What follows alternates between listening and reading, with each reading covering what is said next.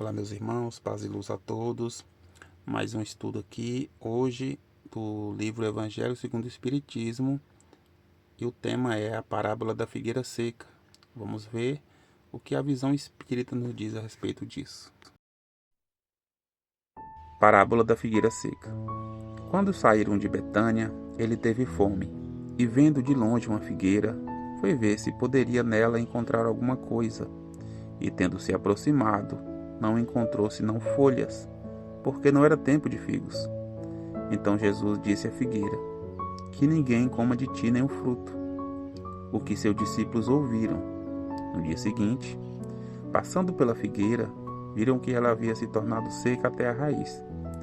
E Pedro, lembrando-se das palavras de Jesus, lhe disse: Mestre, vede como a figueira que amaldiçoaste se tornou seca. Jesus, tomando a palavra, lhe disse: Tende a fé em Deus.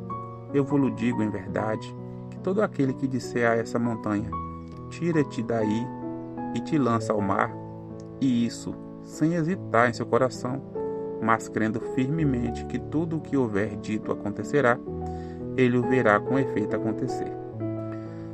A figueira seca é o símbolo das pessoas que não têm senão as aparências do bem, mas em realidade não produzem nada de bom. Oradores que têm mais brilho do que solidez. Suas palavras têm o verniz da superfície. Agradam aos ouvidos, mas quando examinadas, nelas não se encontra nada de substancial para o coração. Depois de a ter ouvido, se pergunta qual proveito dela se tirou. É ainda o emblema de todas as pessoas que têm os meios de serem úteis e não o são, de todas as utopias, de todos os sistemas vazios, de todas as doutrinas sem base sólida. O que falta na maioria das vezes é a verdadeira fé. A fé fecunda, a fé que comove as fibras do coração. Numa palavra, a fé que transporta as montanhas. São as árvores que têm folhas, mas não frutos. Por isso, Jesus as condena à esterilidade. Porque um dia virá em que estarão secas até a raiz. Quer dizer que todos os sistemas, todas as doutrinas que não tiveram produzido nenhum bem à humanidade, cairão no nada. Que todos os homens voluntariamente inúteis, por falta de terem colocado em prática os recursos que tinham neles, serão tratados como a figueira seca. Os médiuns são os intérpretes dos espíritos. Suprem os órgãos materiais que faltam a estes para nos transmitirem suas instruções. Por isso, são dotados de faculdade para esse efeito.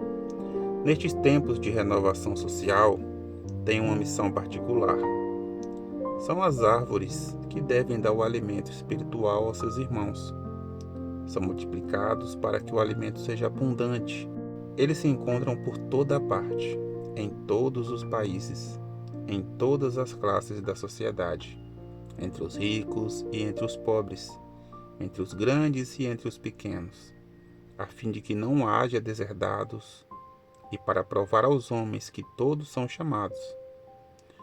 Mas, se desviam do seu fim providencial, a faculdade preciosa que lhes foi concedida, se as fazem servir às coisas fúteis ou nocivas, se as colocam a serviço dos interesses mundanos, se em lugar de frutos salutares dão frutos malsãos, se recusam em a tornar proveitosa para os outros, se dela não tiram proveito para si mesmos em se melhorando, eles são como a figueira estéril.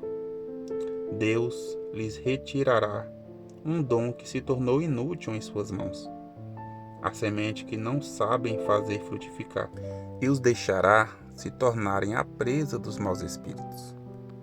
Instrução dos espíritos. A fé, mãe da esperança e da caridade. A fé, para ser proveitosa, deve ser ativa, não deve se entorpecer. Mãe de todas as virtudes que conduzem a Deus, deve velar atentamente pelo desenvolvimento das filhas que dela nascem. A esperança e a caridade são uma consequência da fé. Essas três virtudes são uma trindade inseparável. Não é a fé que dá a esperança de ver se cumprirem as promessas do Senhor? Porque se não tendes fé, que esperais? Não é a fé que dá o amor? Porque se não tendes fé, que reconhecimento tereis e, por conseguinte, que amor? Divina inspiração de Deus, a fé desperta todos os nobres instintos que conduzem o homem ao bem. É a base da regeneração. É preciso, pois, que essa base seja forte e durável, porque se a menor dúvida a vier abalar, em que se torna o edifício que construíste sobre ela? Elevai, pois, esse edifício sobre fundações inabaláveis, que a vossa fé seja mais forte do que os sofismas e as zombarias dos incrédulos. Porque a fé que não afronta o ridículo dos homens não é a verdadeira fé. A fé sincera é arrebatadora e contagiosa. Ela se comunica àqueles que não o tinham ou mesmo não a queriam ter.